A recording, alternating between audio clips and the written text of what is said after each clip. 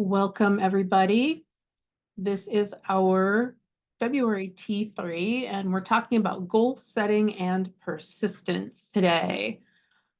This is a session that kind of came about because we know student persistence is a challenge for, I would dare to say, all of us. We're constantly looking for ways to help students persist long enough to achieve their goals. And we got to thinking about, what does the evidence base say about persistence? The professional development team sent 4 of us to the NRS regional training Journey to Retention last June. And we really got a wealth of resources on different aspects of student retention there. So we wanted to share some of the research behind student retention and hopefully spark a discussion around ideas for retaining students and helping them to persist. So this is one presentation in what will be a series of, I think it's 3 that we're going to do for T3s, really centered around student retention and persistence. And today we're going to focus on the connection between goal setting and persistence.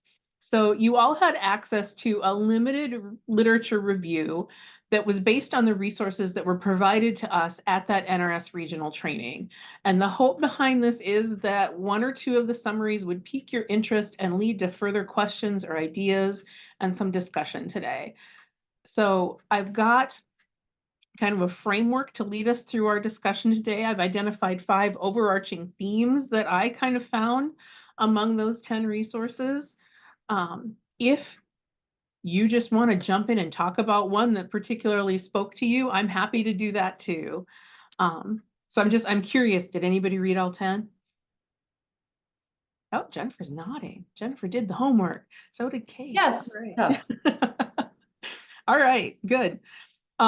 It got longer than I wanted it to be, quite honestly, but once I got into it, my whole goal behind it was to make it so that it was good enough so that you could only read the little abstract that I gave you and still have really an idea of what was in there, but not include the entire piece. So hopefully you got something out of those summaries, and we'll have some good discussion today, and you maybe got some ideas of things that you can do in your own classroom. So I'll show you the 5 themes that I kind of saw.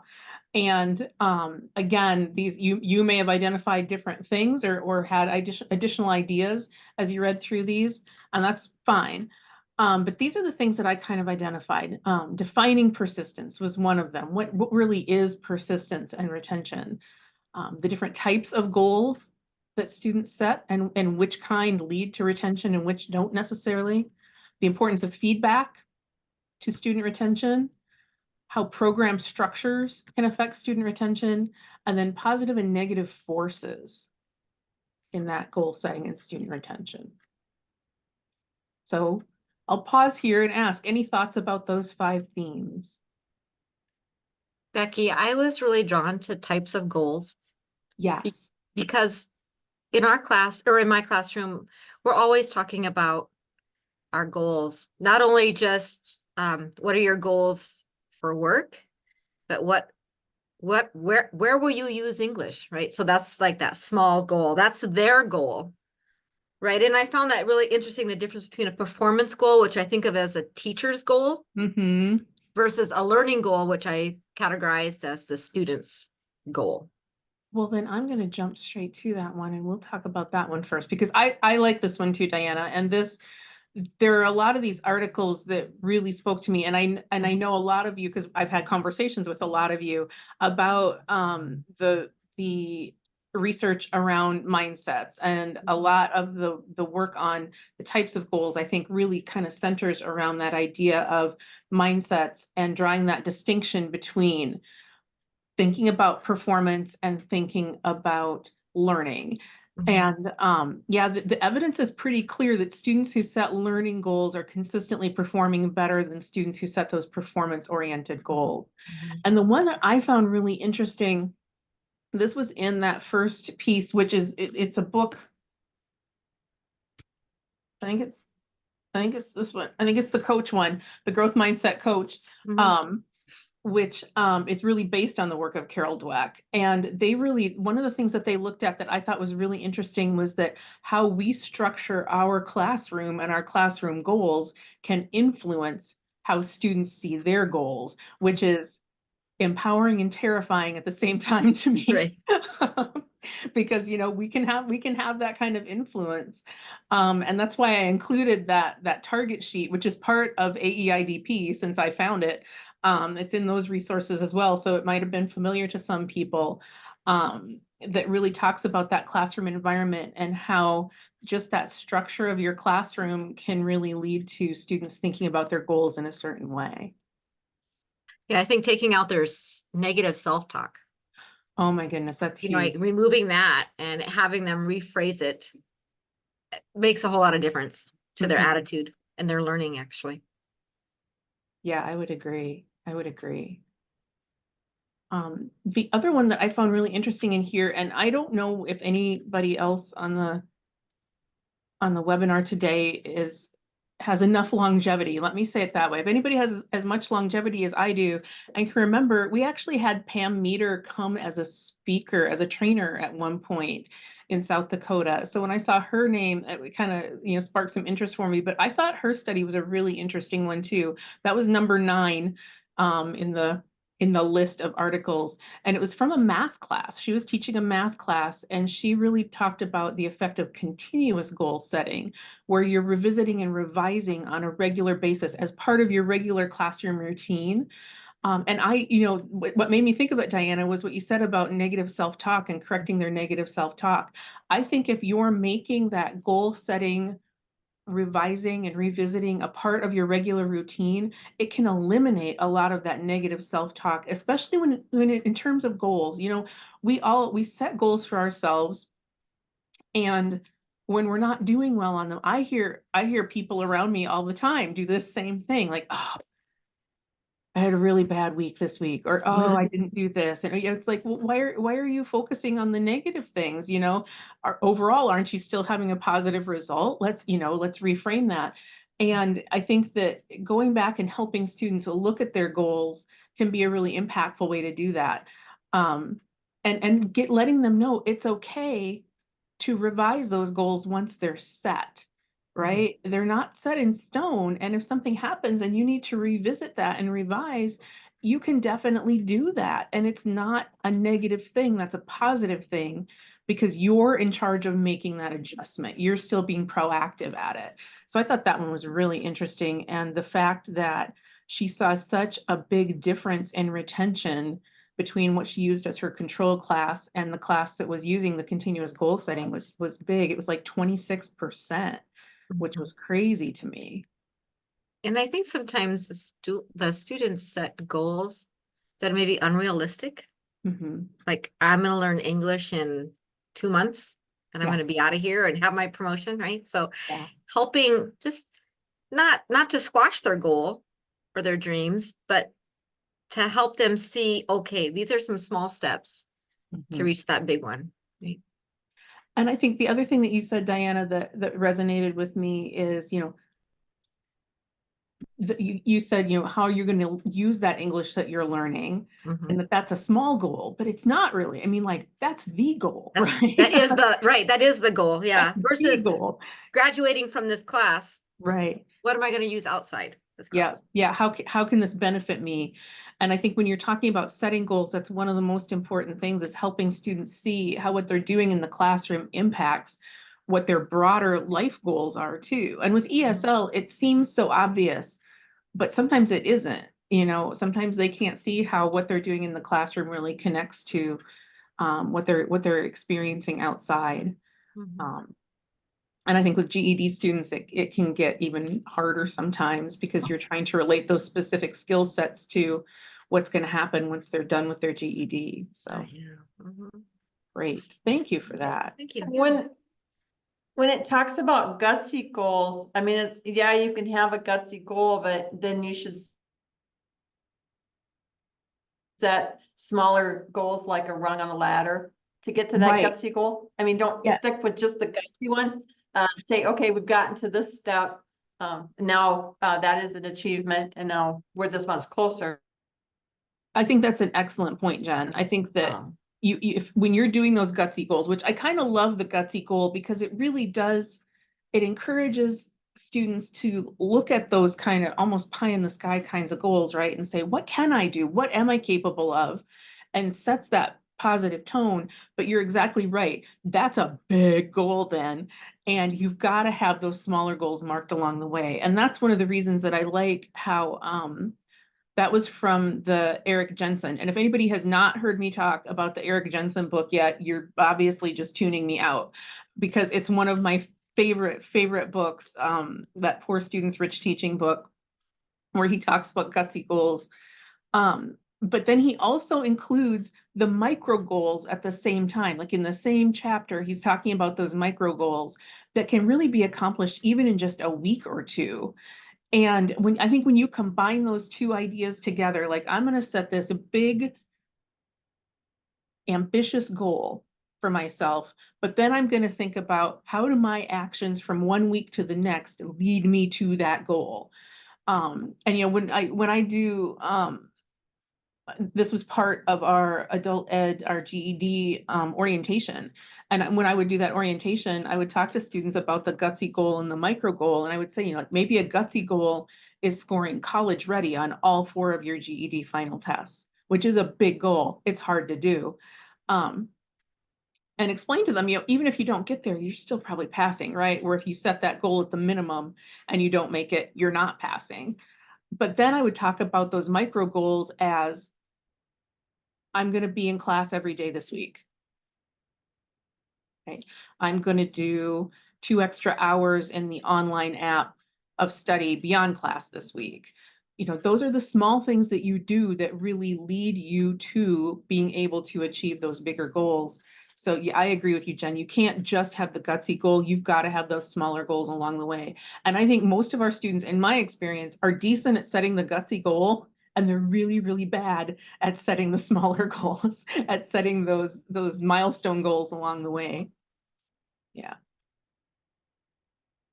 Yeah, thanks for that, because I think that's an important distinction, right?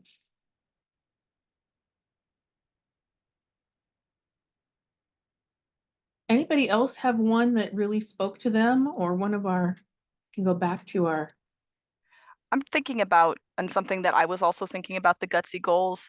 yeah, I guess maybe I would, if I was doing this, my students make the distinction between gutsy and not realistic, because it can be gutsy, but still realistic. absolutely. I love my Absolutely. students, but they're not going to be president, especially because they weren't born in America. They weren't born in the US. So that's not a realistic goal, right? It might be really gutsy, but it's not realistic. But I agree. Yeah, I agree You can 100%. just try And to be helping them make governor. those distinctions. Yeah. New governor, we're on it. No, just kidding.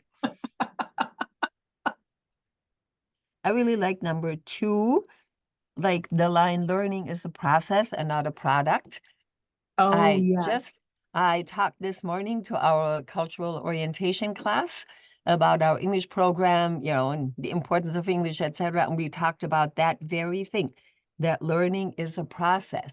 How long does it take until I speak English? Well, let's see. That it's a process you go through. You're going to fall flat on your face. You're going to get back up and you're going to continue. And, we talked about all the backgrounds of our students, the varying backgrounds, that if you have a university degree, you already know how to study, how to listen to the teacher. Right. If you never went to school, you're completely illiterate in your own language, it will take you a lot longer, because you're not only learning a new language, you're also learning how to go to school, you're learning how to listen to the teacher, and there's so many things that you're learning at the same time. But at the end, you will learn some English. It will just take you a little bit longer. We had a good discussion about that, because that's kind of, a lot of students have unrealistic goals. Yes. Yeah. And I love that it's a process, not a product. And yeah. And I think that when you said that, it made me think of this first one, defining persistence. And one of the things that hit me the most, that article by Cummings, which is number 4 on your list. It's on almost every one of these slides where we're talking about the themes, because it's kind of one of those seminal pieces on retention for adult students. And a lot of the other articles referred back to it or used that as a starting point to branch off in their own research. But I think that distinction that Cummings makes between persistence and retention, and it's the same thing as Diana was saying, like performance goals are teacher goals, and and then your learner goals are different. It's the same thing when you think about persistence and retention. We talk about retention as a goal. We want to retain those students, and our idea is we want to keep them in our classes as long as we can in order to meet those benchmarks for their success, but also our success, our programmatic success, right? But Cummings really said persistence is a preferable descriptor. And the definition of that, and I quoted it in my notes because I wanted to make sure I said it right. Adults staying in programs for as long as they can, engaging in self-directed study or distance education when they must stop attending program services, and returning to program services as soon as the demands of their lives allow. And one of the things that struck me there was it takes for granted that our adult students will stop out of classes at some point. And so when you were talking about that process, you were talking about all the things they're going through. They're also, that's just in the classroom. Think about what they're going through in their lives, right? We all know that our students are going to stop out, but I think sometimes in our discussions with them, I know I do this, we really don't focus on that as part of their study journey. When we put together study plans, we talk about here's what's going to happen when you're in classes, and here are the classes you're going to be in, and here's how that's going to lead you to reach your goal, and here's how you progress. We don't talk about, and when something happens, so you have to stop coming to class, which is a natural part of this, here's what we're going to do to help you keep moving forward. That's not generally part of our process. It's not part of mine, at least. Maybe somebody out there's been doing this and they are way far ahead of me. But that idea that we have to really focus on what's going to happen when they have to stop for a while was really, it kind of hit home for me.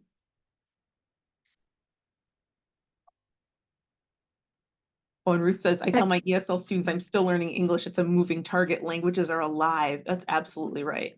Absolutely right. I was thinking about this persistence. And in my class, we've started talking about if-then statements. And so they're thinking of problems, and then they're also thinking about solutions with that then. And so it's really fun to watch them help each other, because one might come up with the problem, but won't be able to tell me a solution for the then. But their classmates are helping. So that's really, I would love to maybe roll that into have to stop coming to English class, then what, right? So asking that question as well, but. I think that's a great idea. And that's in Eric Jensen too. The if then is, I think, in Eric Jensen. And I think it's also in one of the growth mindset books too, thinking about that, anticipating what might get in your way as part of actually setting the goal. Right? When you're immediately thinking about the goal, you get done with the goal and you think about your big goal, your micro goals, and then you think, all right, so what could happen to stop my progress here? And if that happens, then what can I do to keep going? And just the process of thinking about the fact that there will be barriers, there's going to be speed bumps along the way, and thinking about ways you could possibly address them makes students more likely to succeed when they hit a road bump, even if it's not one that they anticipated, even if it's something out of the blue, because they've gone through that planning, they know this is part of it. I have to do this. Yeah. I had an idea with this as well. Thinking about, I think it was the Brock Hundley Growth Mindset Playbook, your second source, Becky, and they were talking about how you can share stories of people who have overcome barriers and overcome obstacles. And I think that'd be really interesting to do. You could do it as both an oral activity or a written activity. It'd be a great way to integrate history. You could talk about famous Americans who have done that.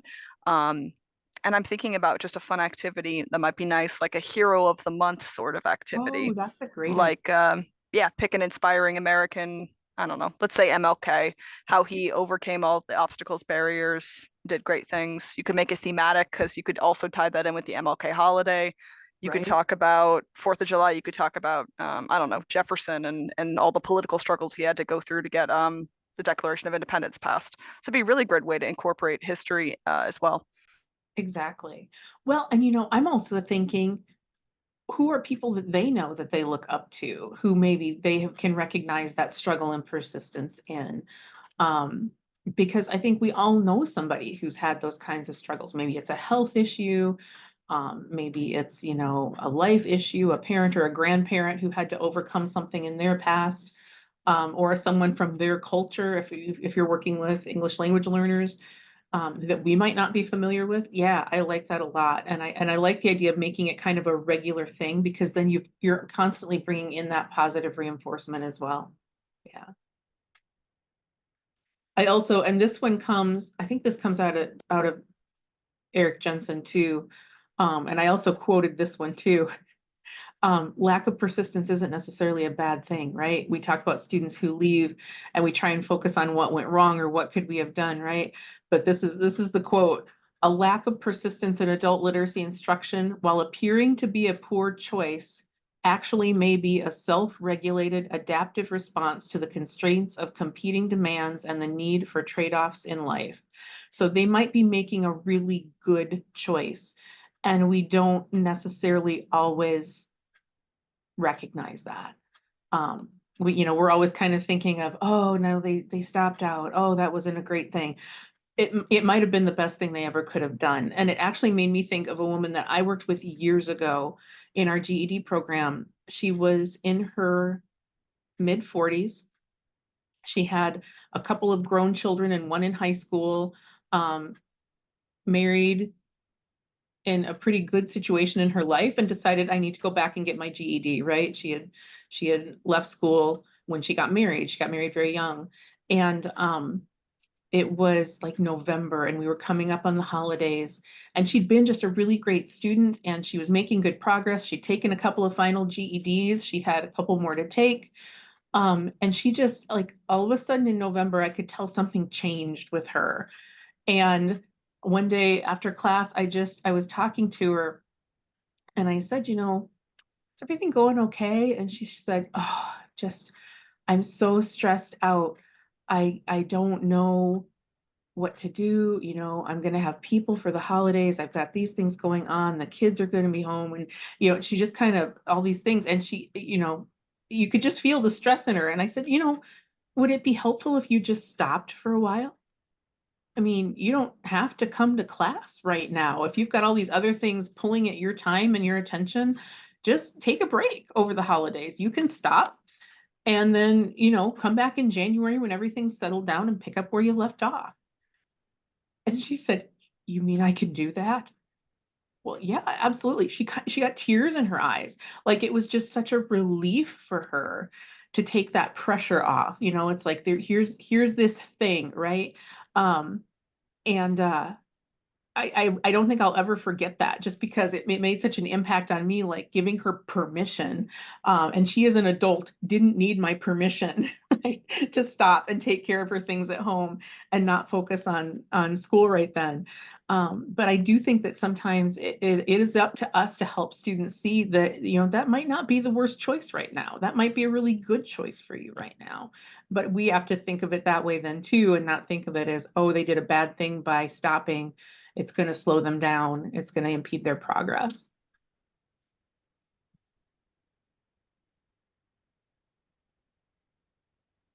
That reminds me of one of my students too.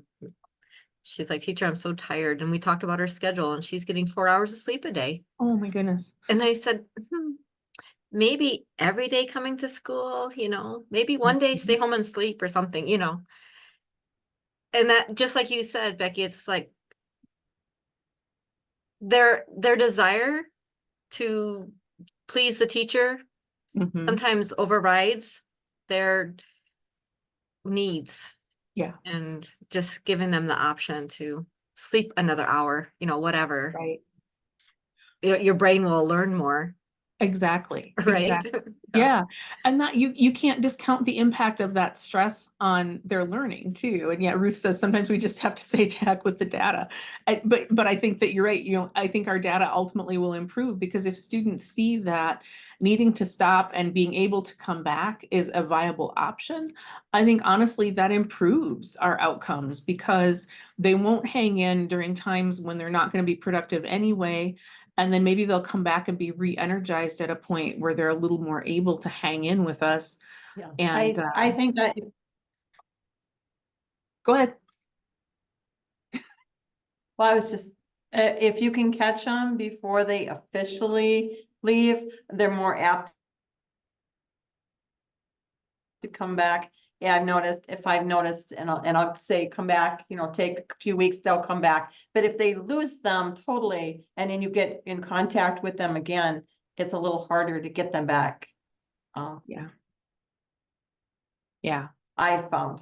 Does that make sense? It does. If they Yeah. drop down their own and they're gone for a couple weeks. Yeah, I I've think if you noticed can get that.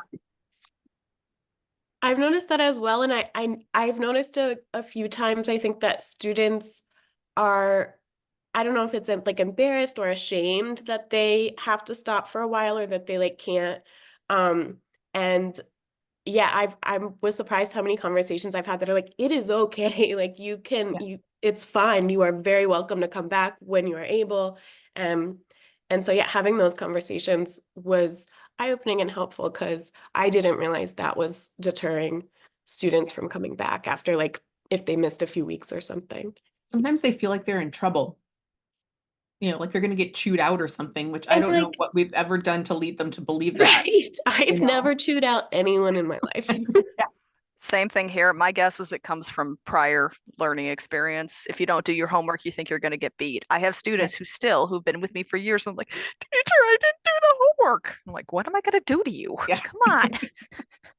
I think it's just prior learning. Yeah, it could be. It could be. And there again, you know, you get it's like, well, you're an adult. I mean, it's your decision if you do the homework or not.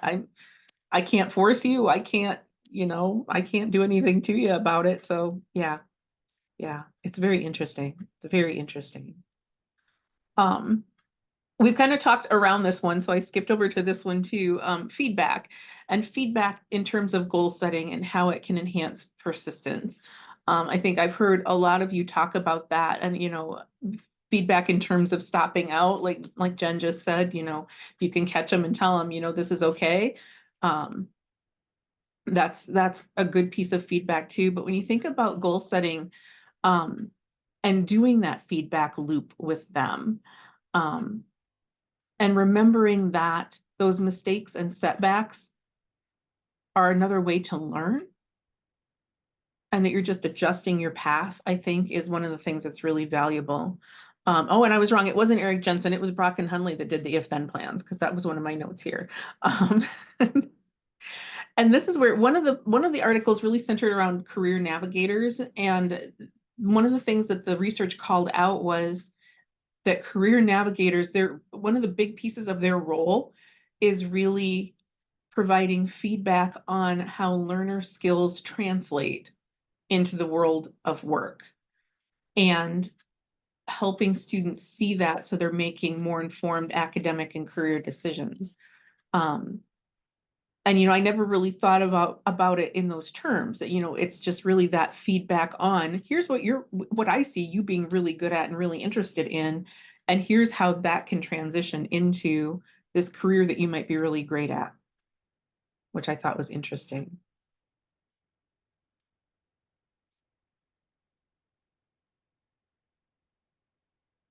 I'm scrolling my notes for other things that maybe we have talked about or haven't talked about. Oh, one of the ones is the importance of getting feedback from students as well as giving feedback to students. And I thought that was interesting too, because again, we all look for that, right? And it's hard to get sometimes. It's hard to get good feedback from students. And I think the other thing to keep in mind then is if you're asking for feedback from students, you better use it or you're never going to get any again.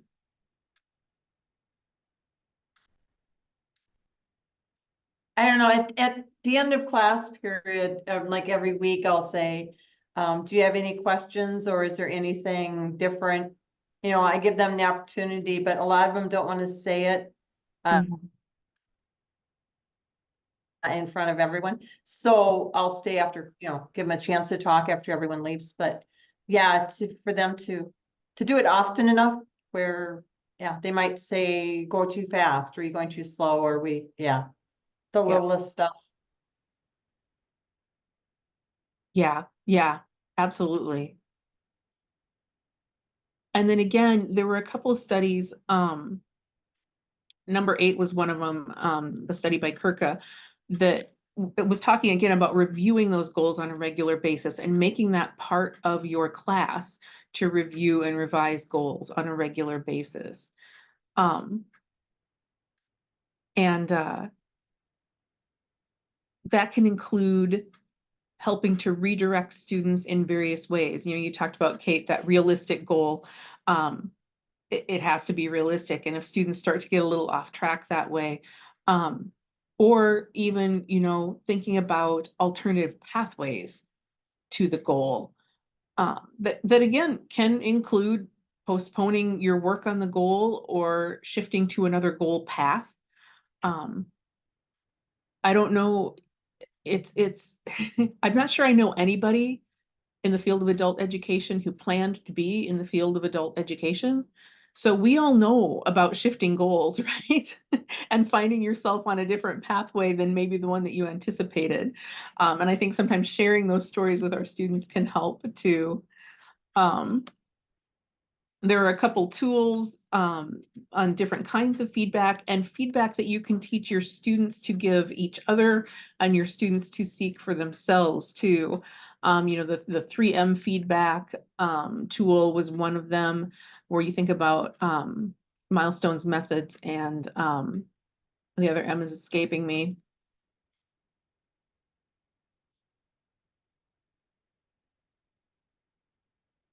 It'll come to me when it doesn't matter. Mission. Thank you, mission. You know, helping students to think in terms of that way, you know, where am I at? Where am I going? What do I need to do to get there? Basically, and helping them think about doing that for themselves, because again, you know, giving them that feedback is great, but having them learn how to self-evaluate some of those things is going to serve them much longer than the time that they're in our classes. Becky, when I was thinking about that, offering feedback, that number 10, Mm-hmm. and it talked about comparing what was before to where they are now. Mm-hmm. I don't think they notice the gains that they make. No, I agree. Think that, yeah, I need to figure out something in which I can replicate that for them and show them. Yeah, and I can't tell you that over the years how many students I've had who've said to me, you know, I've been coming here for 4 months or 5 months now, and I haven't learned a single thing. And you know, to be able to sit down and show them, remember, here's the initial assessment you took, and here's where you are now. And sometimes it doesn't show on the assessment, to be able to say, you know, okay, look at this. Here are vocabulary words at the beginning, and now look at the vocabulary words that you have. Incremental progress is how we learn, but it makes it really hard to recognize how far we've come sometimes. And the other thing that I think I found is when you're still in the struggle, right? You're continually moving up to more challenging work, so you're continually struggling, and that feeling of continually struggling is what is happening to you, right? That's what you feel. So it's immediate and present, and it takes over a little bit, and you don't recognize that you're struggling because you're advancing and not because you're just stagnant and still struggling on the stuff that you started with. So yeah, it's pretty profound, but I agree with you. It's hard to find a way to help students see it for themselves. And it almost goes back to then it circles back into something that we've talked about as not being the best thing, into almost more of like that performance oriented look at, let's look at a test score, let's look at an assessment.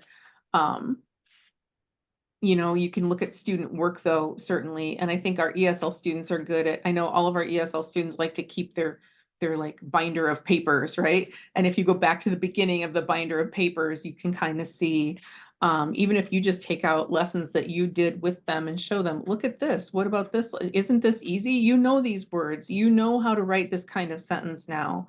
You did this, you've learned this. So yeah, I would agree that, I,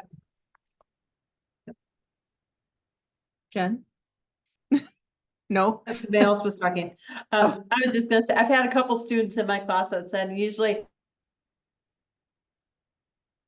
they came and they said, I went somewhere and I didn't have to have my daughter or son help me communicate. I did it on my own. I went to the doctor. There's those little steps that we take for advantage that they all of a sudden realize that they can do. And they'll mention that in That's great. I think class that's too. a They'll big say, guess step. what I did? So they, you know, some do notice, but it's those little things. Not necessarily the task, it's just going out. Yeah, going out in the world and doing what they need to do. Yeah. And Becky said, my students give me feedback about class during our one-to-one monthly conferences, and they're open about what's good or what needs to change. They set monthly goals at the beginning of the month and review it during conference at the end. I think that's a great practice. That's a good one. Yeah. All right, I'm trying to keep half an eye on our time. We haven't talked about this one yet, the program structures. And again, we talked a little bit about this already, the target system with the performance-oriented or learning-oriented classroom environment. And those 6 aspects of classroom environment that can really lead to students thinking in more of a learning-oriented way rather than a performance-oriented way.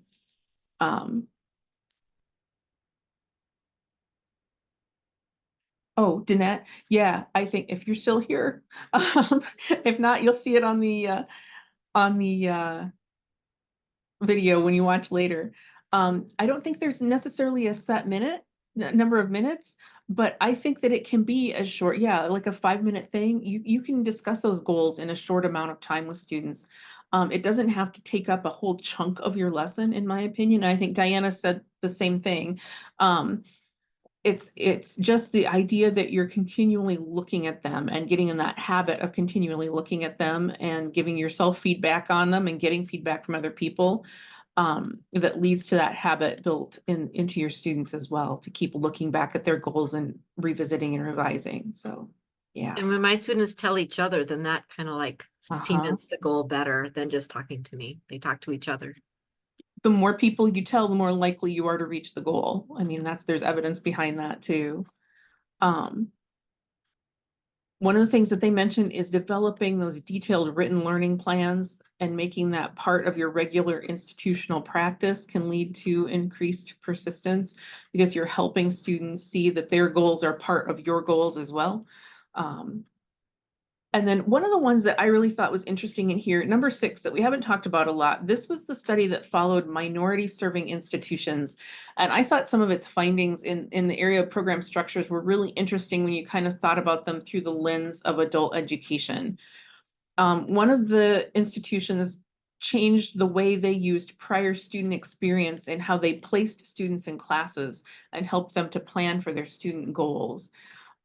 Specifically, instead of just using test scores to determine who would be successful in a STEM program in a tribal college, they expanded that inclusion criteria and included some students whose scores were just below the traditional cut points, and really encouraged them to think in terms of, is this the kind of career you might like to have? And here's what you need to do to make that happen. And it really increased the number of students who were motivated to enter those career pathways. There's another program that they mentioned that put together teams, kind of like cross-dimensional teams, I guess. I don't know what word I really want to use for it, that analyzed the choke points in their programs to find out where are there systemic barriers that are contributing to those choke points, and what can we do as an institution to smooth this out. And that reminded me of Journey to Enrollment, where we tried to come up with where are those pain points for our students and how can we make it better. They mentioned a tribal institution that looked at their math assessments and curriculum at a really granular level to figure out which skills and concepts were most needed to help those struggling students to move forward and to persist in their goals. And then this one I thought was really interesting. An institution that served a large number of Asian American Pacific Island students tapped into the cultural value of service and ethnic identity to incorporate service learning projects into their curriculum to keep their students moving towards their goals. And if you've ever worked with any students who are particularly Pacific Islanders, I know they're not a huge demographic in our South Dakota numbers, but we're seeing a few more of them come in. That idea of service to community is huge for them. And I know that's also true for some of our other populations, that service to community is a huge thing. So incorporating service learning could be really, really motivating for them. So yeah. Any thoughts on anything else with the program structures? Becky, could you just elaborate a little bit? Like, what would that look like? The service to the community for the language learners, or? Well, you know, I think it can be simple things or it can be more complex. I know we have in the past, and our English language learners were some of the students who really volunteered heavily for these activities. Cornerstones would volunteer in our public school system backpack program. And a couple of times a year, we would take our students and we would go help fill the backpacks at backpack program. Now, you might say, well, how is that service learning? But when you're trying to teach English skills and community integration and some civics, you know, you could pre-teach, here's how this works, here's why we have this program, here's who this program serves in our community, here's how you can volunteer to help. And, you know, we as a group can volunteer, which makes it a little safer for our students who might not be familiar with some of those aspects of the community. And then having our students go out and interact with the other people who are at that program, use their English skills while they're in that situation, and understand that this is a way that you can give back to the community. You can also develop really more, oh, sorry. I was just gonna say that opportunity to give is huge. Yeah. You know, because they feel like they're receiving. That I love. Yeah. I'm on that. Oh, I'm so also excited. I'm glad I asked for elaboration. Yeah, we've you know, we receive United Way funds in all the communities that we serve. And we tell our students that. And when the United Way Day of Caring comes around, we have taken our students to do service projects for United Way as well. And again, on a volunteer basis, we don't force anybody to go. We're very clear about, you know, on this day at this time, we're going to do this. You're welcome to come and help if you want to.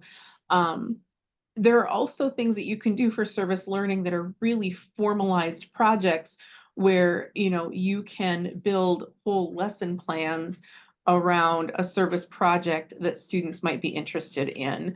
You know, it could be something as complicated as like a building project even that you're going to do in an area in your community. And you can reach out to other service groups in your community to see if there are opportunities to work with them, and then build academic curriculum around a project that needs to be done in your community. Or you can have students generate their own. They might see something in their cultural community that's a need, that they could develop a plan for filling that need. And then you can work with them on the academic skills that go along with the work they need to do to accomplish that project. Yeah, and Kate says learning more about and getting involved in the community, volunteering, engagement with other sub-communities like meet and greet with students from this church and this mosque. I love that idea. And good civic engagement too, absolutely. One of the best stories I have is our ESL students helped for many years with United Way Day of Caring. And one of the things they would have us do is down in the fishing area of the James River in Huron, there's like the little dam. And a lot of people go there to fish, and you stand on the shore and fish. There's not boat fishing there, right? There's always so much trash. And our students would go and they would pick up like pounds and pounds of trash. They would fill these trash bags. So, we'd go and we'd walk along and we'd pick up trash and fill the trash bags. And after we did this for 3 or 4 years, the students asked, after they got back to the classroom, they said, why is there always so much trash? Why can't people just go throw the garbage in the dumpster? I mean, this is, it was like, how come they're always just throwing the trash on the ground? Why do we have to do this every year? And so they started talking about it in class, and it led to a project where actually the students went to the city council. The students didn't, they didn't speak, their teacher spoke. It was John Taylor, and I think he did a presentation on this at a summer summit at one point. But if you go to some of the city parks, and if you go down to that fishing area by the river now, there are signs in multiple languages. I believe they're English, Spanish, and Korean, that encourage people not to litter and to keep our community beautiful. That the students actually went to the city commission and said, we think that this is a need. We want to help spread the word that we want to keep our community clean and beautiful so that everyone can enjoy it. And every time there's one of the parks that my nieces like to go to when they visit has one of these signs. And every time I park by that sign, I'm just like so proud because that led to, how do you post a sign somewhere in a public place? What has to go into that? Getting it printed, especially in Corinne, was not an easy thing to do. We had to work with several city agencies to complete that project, but they managed to do it. And it was a huge learning opportunity for the students and for our staff. Because we didn't know all the ins and outs of that either. So we all learned from that one. So yeah.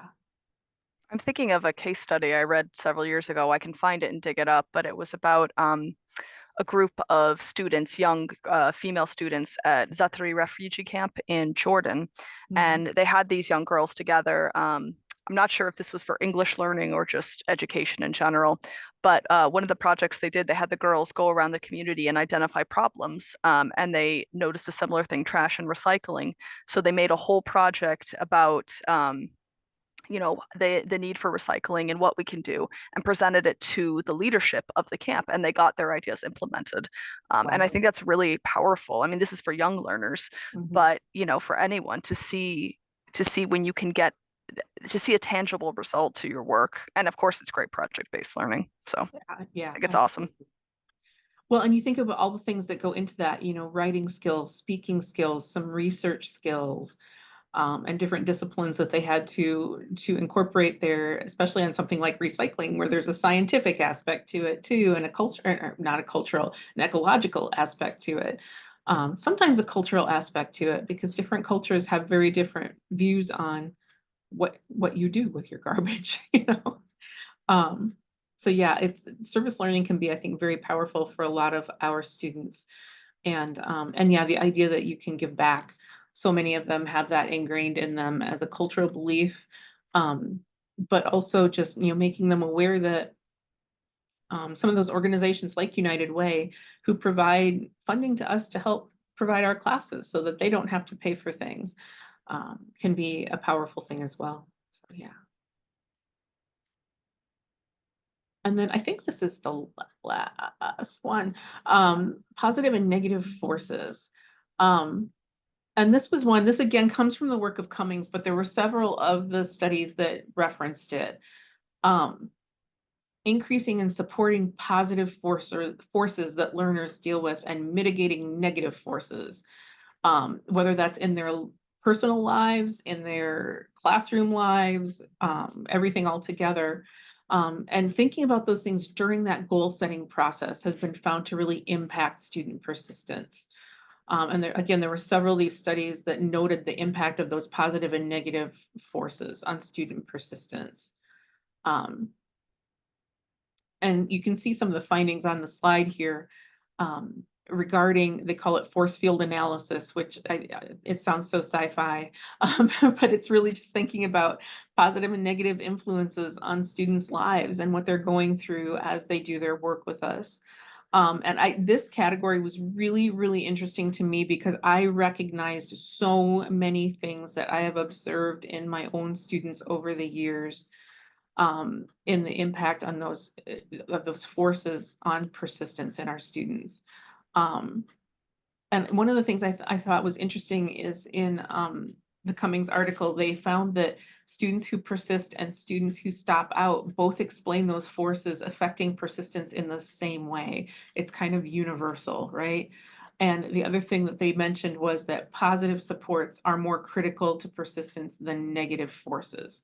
So you can overcome the negative things happening with enough positive supports for a student.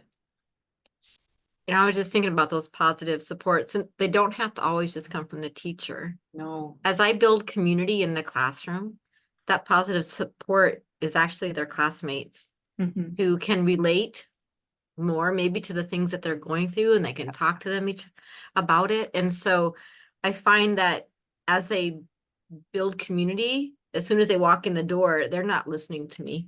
They're Yeah. greeting each other. So it's like, I love it, but I'm like, wait, we're still talking, right?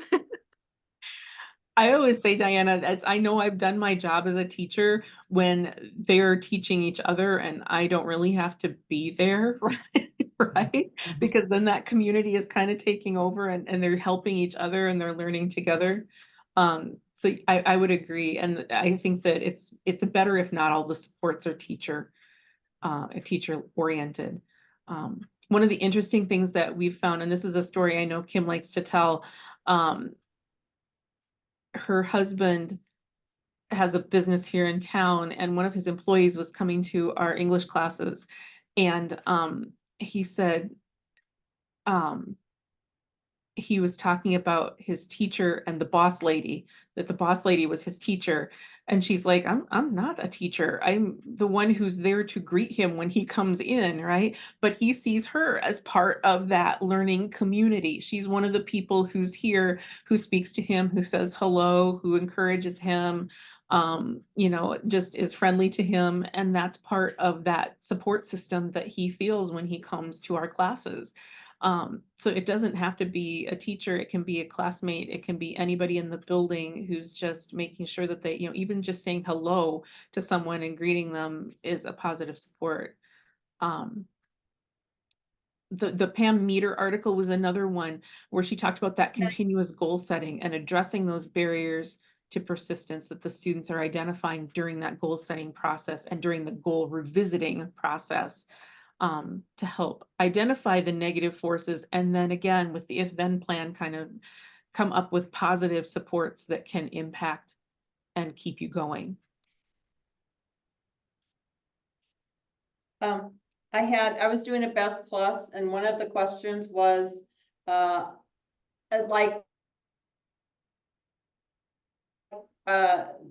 communities have, a community service or support, like the police. What other support do you need in the community that you think is important? And they talked about one of our staff in Huron. Oh, They started to say, they talked about Andy Huron. He was the support. He's one that if I need something, I can go to him. So we are part of their community. If you think about it, we're not the school. We are a go-to person for some of them in the community. So I thought that was kind of cool that he was talking about, the student was talking about. That's a great story. And Ruth kind of said the same thing. If you remove a barrier, another barrier can pop up, right? You can take away a barrier for them, but something else is going to happen. But if you build those supports, then we're all better prepared for the next barrier that arises. And Heather said, I like Cummings mentions the intermittent student is the most common. I like that too. And that helping students link program-based to self-study will help with continued education. Yeah, those 5 categories of students that Cummings identified, it was a really interesting article. It was long. If you read the whole thing, it's long, but it had a lot packed in there. And it was a huge, like multi-year, multi-phase research project that he did. But yeah, our students are intermittent, right? And those intermittent students will continue to communicate with teachers even when they're not coming to class. And I think that goes back to what Carolyn said, setting the expectation that it's okay when that happens and you get through what you have to get through and we're here when you come back, or we'll help you find a way to study until you can get back is even better, to build that persistence for those students. Absolutely. This was a great discussion, you guys. Thank you so much. I want to thank Becky for reading like this. I've got them all trees. spread out on my desk in case I needed to refer back to one of the source materials. And hopefully you've got them all too in those links. The books, honestly, the only book that I bought new was the Eric Jensen one, and it was because it was for a class that I took. The other ones, I'm a huge believer in thrift books, and I got them for like, $6 a piece. So if you're interested, they're out there, and you don't have to spend a ton on them. Just before we go, we've got a couple minutes. Next month, no T3 training in March. We ran out of time with COABE and early Easter and all of the things that are happening in the next month. So no T3 training in March, but on April 18th, this is another piece in our student persistence, is student buy-in and its impact on student persistence. And Laura Smith-Hill will be presenting that one. So yeah, I hope it's just as much fun as this one has been. So thank you all, everybody, and have a wonderful rest of your Thursday. I hope it's great, and I hope you have a good weekend, and don't get too cold out there when the wind starts to blow. Thanks, Thank Becky. you, Becky. Becky. Thanks, Becky. Bye, Becky. Thank you. Thank you very much. Good Bye-bye. night. Bye, everybody. Thank you.